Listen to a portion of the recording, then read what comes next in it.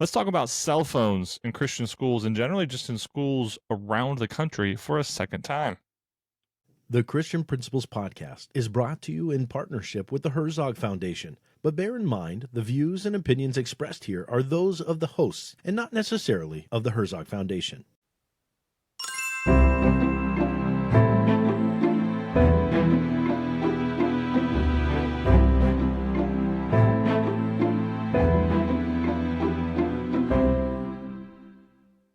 Welcome to the Christian Principles Podcast. I'm Matt George. And I'm Mark Zockoll. Today, blue-collar drywall hanger. I had to pause my work outside in my garage renovation to a family room. Thank you, Mark. Thank you Come for in taking here. your time to come and get away from the drywall and help support us educators. You don't get away from drywall. Drywall sticks with you, kind of like insulation. I'm touching it right now, actually. It's all around us. It's firmly connected, but I'm a blue-collar man today. I was texting my friend who actually, he does actual blue-collar farm work. And I said to him, you'd be proud of me today. I was my other friend who was, you used to be, I understand. I guess you never really leave. The dirt stays on those fingernails for a long time. Yeah. But I was telling him that yesterday I was mortar man. Yesterday I was a mason. All day I was bricklaying and block laying. Right. Were you masoning for free? No, not the Freemason. I had no conspiracy theory take over the town. Cool temple sort of work going on. You think they'll find us if we say that? Do you think they'll come and get us? Let's bring it on. I'm really I want to know. I want to know what happens. I want to know the answers. All right. Well, today we're talking about the non-blue collar, the cell phones again, and we had it on the list to talk about now for some time, but over and over again in recent weeks, we have seen state legislators come out, governors come out with just blanket, and that's it. The phone's done. Yeah. We're done. We're not doing phones in schools no more. Ain't gonna do that no more. That's what they say. That's what I say. I'm feeling it today. I just tell you. But I guess before we get into this, let's hear from the Herzog Foundation with one of your updated promos. This episode is sponsored by the Herzog Foundation, a powerful partner in equipping Christian school leaders like you. If you're looking to sharpen your leadership and renew your vision, don't miss the Herzog Foundation Institute, a multi-day in-person training experience for Christian school principals and administrators. Held at their state-of-the-art facility in Missouri, as well as all over the country, each cohort dives deep into leadership development, school culture, and mission clarity, all through a biblical lens. You'll grow alongside fellow leaders who understand the challenges and calling of Christian education. And here's the best part. The training, lodging, and meals are completely free. All you have to do is get yourself there. Visit herzogfoundation.com to see upcoming sessions and apply today. It's not just leadership training, it's kingdom work. And as always, tell them that the fellas here at the Christian Principles Podcast sent you. That was a great promo. Wow. Oh, man. So good. The sultry sounds of Matt's baritone voice. La, la, la, la, la, la, la. Matt, all right. Cell phones. Have you changed your stance on cell phones? As you rewrite your handbook in the summertime, have you addressed cell phones / screens? Because it's bigger than just phones. Well, and that's the conversation I think is where we're going to be heading. Yeah, it does go beyond the phone. My school's policy, however, on phones is still intact. They can't use it, and they can't have it. You're done. So yeah, it's the same. Like everybody's getting caught up with me. Everybody's chasing after Matt. We said this in the previous episode we did on cell phones. I should actually look that up and see which episode that was. Actually, Matt, you can do why I'm yapping over here. Yeah, but you yap. In the previous time, I also mentioned that there was strong kickback concerning a policy that was on the books with cell phones, which simply was students wouldn't have cell phones out. And there was strong kickback concerning that. And I never felt the need to waver from a support of that. It was episode 40. 4. Episode Man, 4. It's over 100 episodes ago. Check it out. I mean, a blast from the past. But it still holds. this makes sense. We said in the pre-show that we have seen now cell phones in our lifetime, as old as we are. We've seen cell phones come into school. We've seen them become used in school. Students, the whole generation coming in with them attached to their hands. And now we are seeing them even from, and again, this is not right wing. This is not just conservatives doing this. These are statewide issues now, coming from teachers teachers unions are not usually the most conservative of the different assemblies out there. This is an across the board. We got to stop this. And so we're going to stop this way. So this is bipartisan, we could say, in many ways. As little as could be said about bipartisan things nowadays. But it's something that we have simply seen come full circle. And maybe your school never had that come full circle because you just had the simple, you're not going to have these phones. We're not going to have these devices on us. But we're also starting to hear rumblings of it's going to go further than cell phones. And that's also very interesting. So we have some notes to present to you today, some thoughts to present to you. But Matt, where do you want to start at today? I mean, just the update on what I was looking into was not just the embracing of the total ban on cell phones, but even how is it enforced? This is always going to be a new thing, but even within the public schools, what does enforcement look like? I know even for us, where we've had a no students are to have cell phones, a phone goes off in the locker or a phone goes off in the book bag. And we're like, I'm not supposed to have that, and it's not the easiest thing to enforce. So whenever you've got a lot more students and a lot more teenagers that are very, not just attached to the cell phones, because understand, it's beyond just the desire to be in communication with people. It's now like they're maintaining businesses. They're, with YouTube and all kinds of social media, like they're trying to be productive in some ways, and their cell phone is a massive part of that. So, what does the enforcement look like was something else I was looking into. But yeah, we're looking at a variety of both the ban for the whole day. You can't have it whatsoever. No time. You come in, turn it in, you leave, you pick it up when you leave. Versus you can use it at designated times throughout the day and those kind of things. Absolutely. I want to go back to a quick point we made about the bipartisanship of this effort. And this is in a May 21st article by PBS, which might be defunded soon, or at least in some ways defunded. We'll see how that happens. But it states, a majority of the U.S. states now have laws banning or regulating cell phone use in school. And it makes 2 points quickly. Bills have sprinted through legislatures this year in states as varied as New York and Oklahoma. So there you go. Broad consensus. Phones are bad for kids. Connecticut State Rep Jennifer Leeper, a Democrat and co-chair of the General Assembly's Education Committee, on May 13th called phones, quote, a cancer on our kids, quote, they're driving isolation, loneliness, decreasing attention, having major impacts both on the social, emotional well-being, but also learning. Republicans also say something similar. This is not just an academic bill. Republican Scott Hilton said after Georgia's bill, which only bans schools in K through 8, passed in March, this is a mental health bill. It is a public safety bill. So let's get into what we were able to ask Microsoft Copilot about. I'll say it. I didn't actually go line by line and dig up a news article. Clearly, we're not anti-technology. Let's just be clear on that point. We're not anti-technology. Rules for thee, but not for me. Rules for thee, but not for me.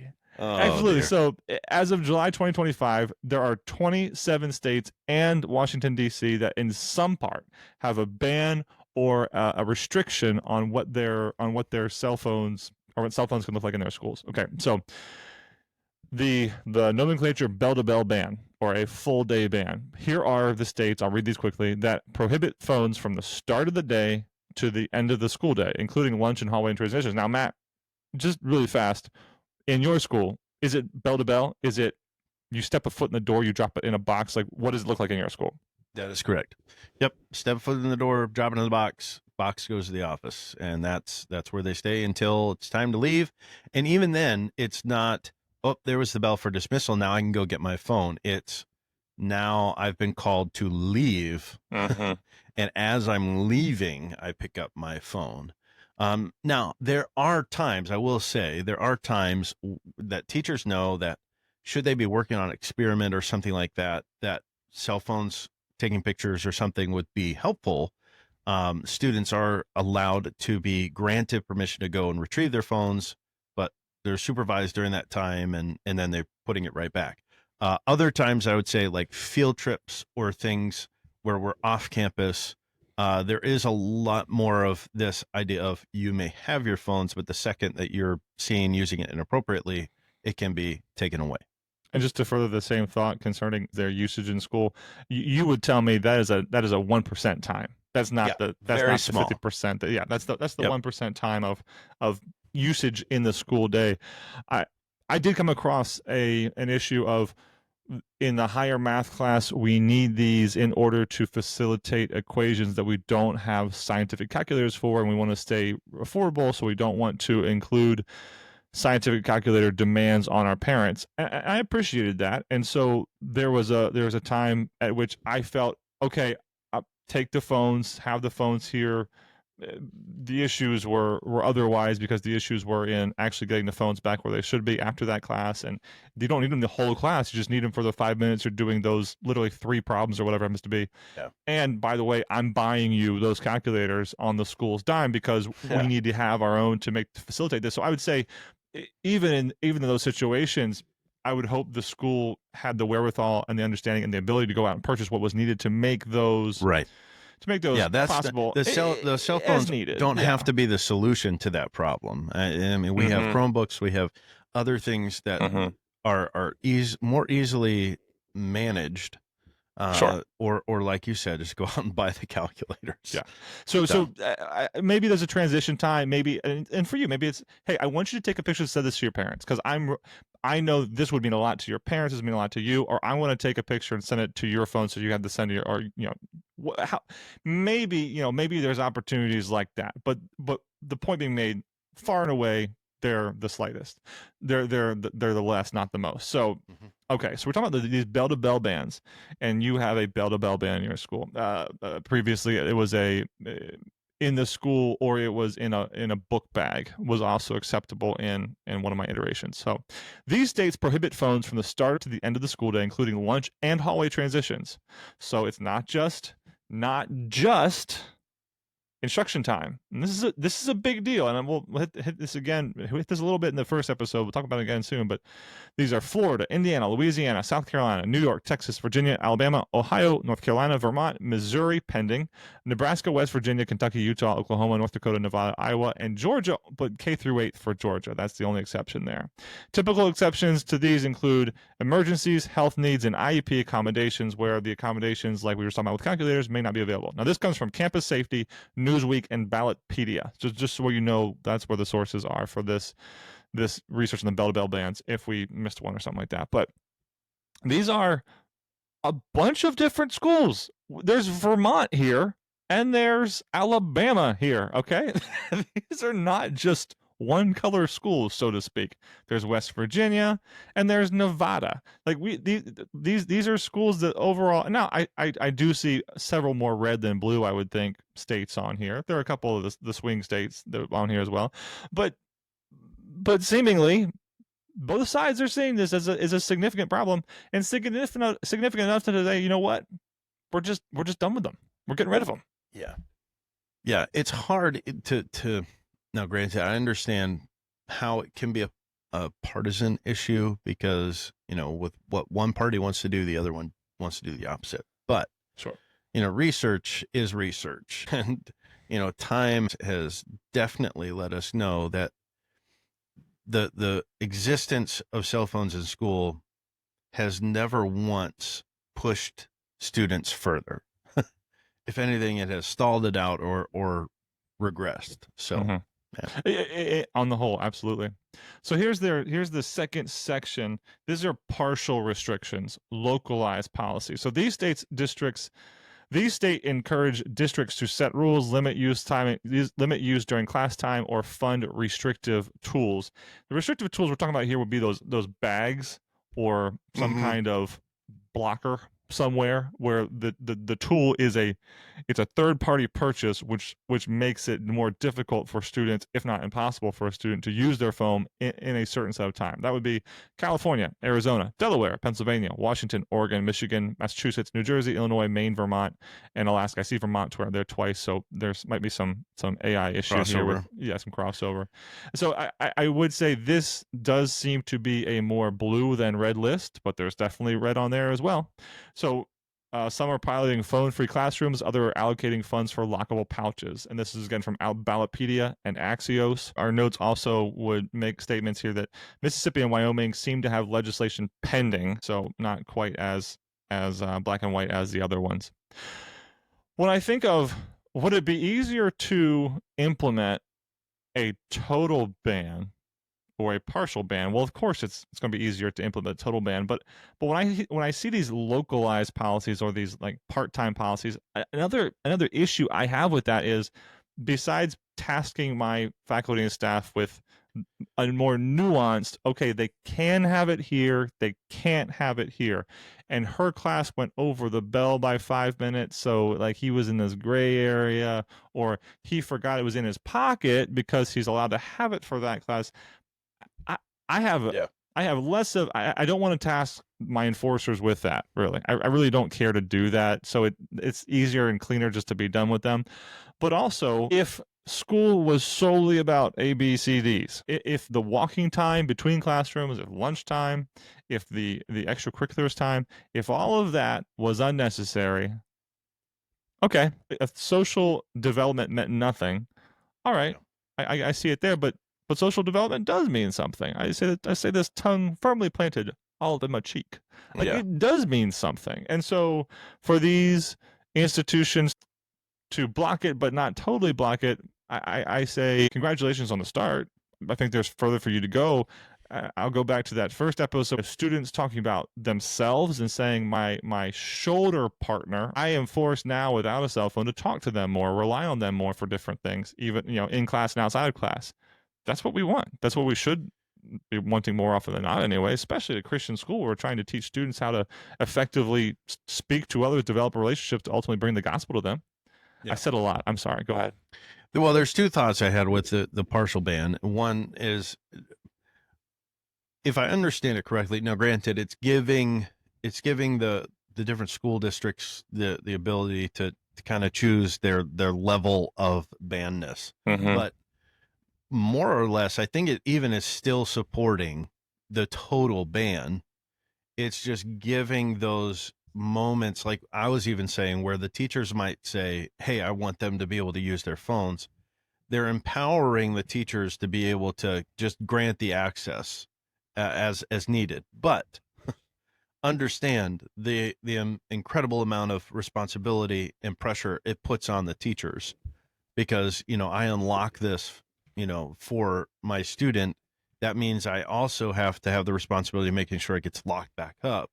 Mm-hmm. And that, that takes time. But I also, another thought that went to a school that was allowing their students to keep their phones in their locker. But over and over again, teachers were getting utterly frustrated with kids being late to class because they're rushing to their lockers to open up their phones, get into what they're trying to get into. And inevitably that takes their time and they're not, preparing for the next class. And so I know that was a major headache on the faculty with, we're trying to let them have responsibility and we're trying to teach them, and you're not accomplishing anything by doing that. So I think it is definitely heading down the road of total ban. And I don't know if it's to not have revolutions of students that just can't live without their phones. And if you just completely take it away, then, parents will be upset. But I think, like everything else that we talk about on this podcast, missionally, what are we trying to accomplish? And if you're communicating that clearly, I know of a school that went from their students having their phones with them practically all day to not having them at all. And yet, the communication that happened before the shift was so clear and giving here's why we're doing this. And, mm-hmm. and if you may have been afraid that there's going to be an uprising, everybody was, hey, that makes sense. We appreciate that the school cares to make that change. So, it definitely went over well in that situation anyway. As far as where the pushback is coming from, if you do some reading on this, it's pretty clear the theme is pushback comes from the parents. Yeah. So there are parents who want to access their students more, and I will say that's where my pushback came from too, besides faculty members that wanted to have the phones there for a specific reason. Largely, the other pushback came from a couple of parents who just want to be able to contact their kid. And we always looked at that as undermining the office, undermining the relationship which we want to have for safety's sake. It was highly obnoxious when students wound up showing up at the office with a book bag, and then a parent showed up, and we say, why are you both here? And there was times when a mom would show up and say, oh, well, so-and-so called me. And then we look over the student, and the student's like giving their mom the eyes because the student should not have said, mom should not have said, I got a phone call. She should have said, oh, I heard we knew, some other lie. But yeah. And, a lot of times it's played off as just they're being oblivious, but they know what's going on. And here's the other thing, like you say, like, bring the book back to the office. Like, would the office be so annoyed and upset if that parent called and said, hey, can you have my child bring their book back to the office? Absolutely not. It seems ridiculous. It's unnecessary. Now, I have had a conversation with parents where they're saying, I want to be able to communicate with them if a situation comes up, or I want to be able to know where they're at, tracking their phone. Like, ooh, whoop-de-doo, our campus is this small, so you're going to see that pinger in the same spot no matter where they are on campus. So, that, but again, where's the trust? We're making safety and security a major issue in our schools, and this is a part of that. And if anything, by them having this phone is a breach to that security and safety. So, of course, everybody is the exception to the rule. My child would never, fill in the blank. Like, they are human, and that's a huge conversation I have with my parents when they're coming to our school for the first time. Is we have to understand we are all human. The kids are human. You as parents are human. We as teachers and administration are human. Yes, we'll make mistakes. Yes, we'll make foolish decisions, but we have to work together. And as soon as you undo one of those, rules or restrictions, then the whole thing comes apart. So, yeah. I love it. Detailed timeline of cell phone ban policies would simply note to you what was already read at the beginning, that Florida in May 23 prohibited phones during school instruction time. And then what we see is several in 24, so maybe 4 or 5 in 24, and the rest have literally been since April of this year and extending out into what we expected, like when legislation comes back up in the fall in a couple of places. But May, June, May, June, July, May, July. There's a bunch of states that have pushed some sort of guidance across desks this year, and so we're living in it. We're seeing it now. Just as an alternative, there's always going to be the schools that are on the edge of whatever it happens to be, the bleeding edge of technology, the cutting edge of what the latest innovation, whatever it is in education, the latest trend. There are schools that are promoting themselves as screen-free, completely screen-free. Phones, computers, you don't walk down the hallway and see a TV. And really, I'm very attracted to that. Even as much as technology is a demanded in the accreditation we just walked through, there's an expectation that even with library research or whatnot, there will be some matter of technological growth, understanding. And yeah, there's an expectation there that there's some interaction with it. And it would be interesting to see a school that writes in its mission, we're going screen-free, period. They have plenty of screens. We don't really believe we have to teach them how to type or have to teach them how to sticks and stone, right? Etching on granite, whatever it happens to be. Like internet research, somebody else can teach them. Typing seems to be a rather simplistic skill that could be learned and is readily learned in schools nationwide, worldwide. So it would be interesting to see where somebody walls up on that. But screen-free schools, maybe we're on our path back to students do not see a screen during their day. I don't think we'll get there. I don't know. It like everything, how is it being reviewed? And I think that's ultimately where we have to come back. If we're just using it haphazardly, then it doesn't really. Mm-hmm. It's not going to make the impact that you potentially are thinking of it. It will. I know I was reading an article about just turning all the screens off and having your students listen as you tell them something to just simply write down. That's becoming a lost skill. And I think with everything, there's going to be an appropriate balance, and we're going to find that balance. We're going to strike whatever that balance is. But I agree.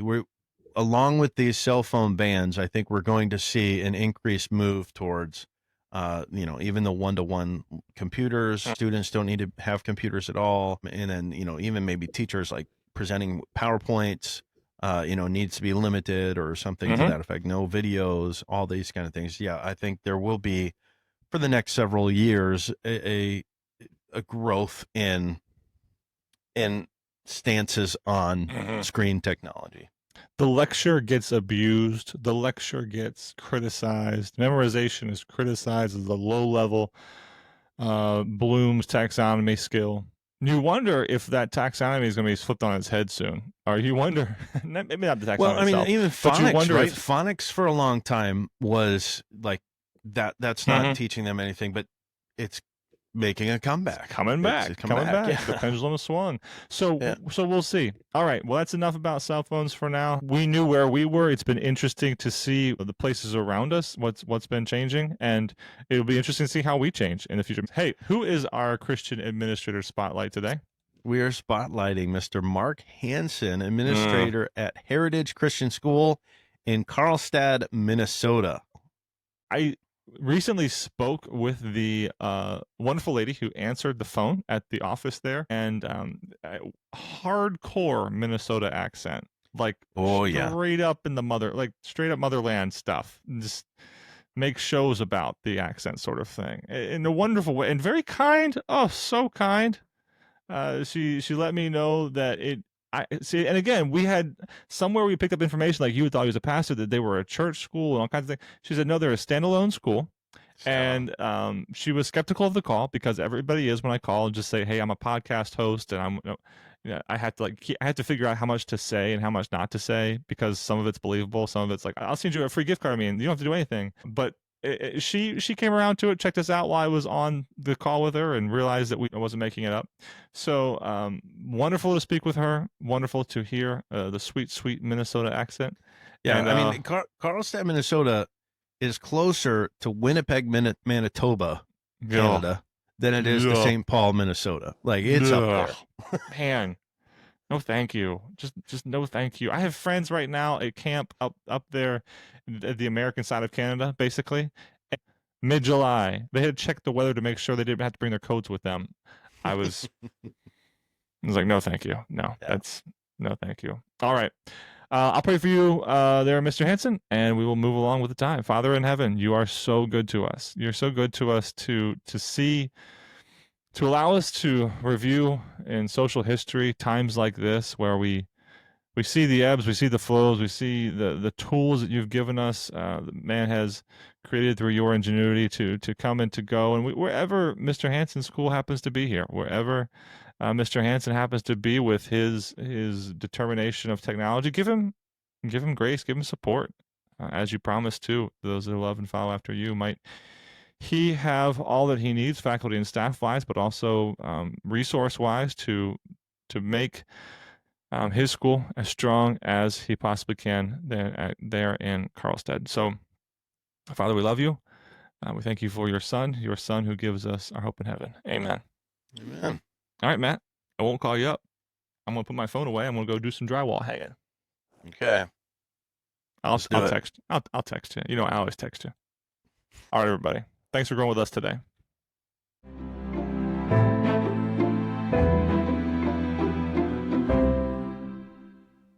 Before you go, please be sure to hit that follow button on Apple Podcasts or Spotify. Also, on Spotify, be sure to tap the star icon near the top and select the number of stars you'd like to give us. We'd be so grateful for 5. On Apple Podcasts, scroll down to the ratings and review section and then tap write a review to share your thoughts of the podcast. Thank you.